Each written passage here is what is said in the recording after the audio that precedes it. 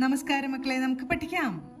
ഇന്ന് നമ്മൾ പായുടെ കൂട്ടക്ഷരം വരുന്ന കുറച്ച് വാചകങ്ങളാണ് പഠിക്കാൻ പോകുന്നത്.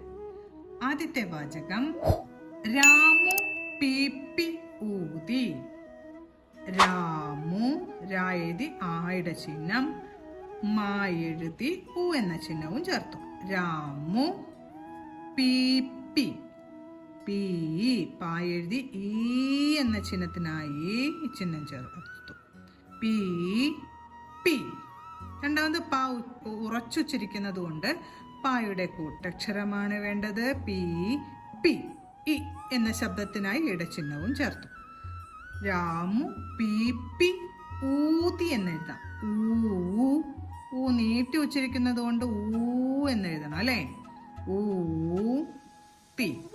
തായെഴുത്തി ഈയുടെ ചിഹ്നവും ചേർത്തു. ഊത്തി.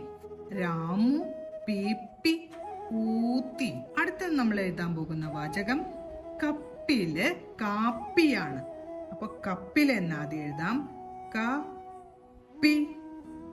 പാവൊന്ന് ഉറച്ചുച്ചരിക്കുന്നതുകൊണ്ട് പായുടെ കൂട്ടക്ഷരമാണ്. കപ്പില്, ലാ എഴുതി ചന്ദ്രക്കല. കപ്പില്, കപ്പില് കാപ്പിയാണ്. കാപ്പി, പായുടെ കൂട്ടക്ഷരം ചേർത്തു. കാപ്പിയാണ്.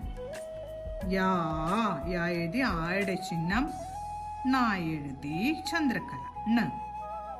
കപ്പില് കാപ്പിയാണ്. അടുത്ത നമ്മൾ എഴുതാൻ പോകുന്ന വാചകം കുപ്പിവള തരാം.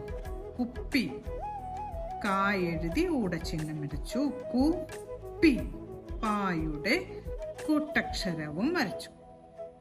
ഇനി ഈയുടെ ശബ്ദത്തിനായിട്ട് ഈയുടെ ചിഹ്നം ചേർത്തു. കുപ്പി വള, വാ എഴുതി ള വരച്ചു. വള തരാം, താ എഴുതി രാ വരച്ച് ആ എന്ന ചിഹ്നത്തിനായി ഈ ഒരു ചിഹ്നം വരച്ച് എന്നുള്ള ചിഹ്നത്തിനായി പൂജ്യവും ചേർത്തു. തരാം എന്നായപ്പോ കുപ്പിവള തരാം.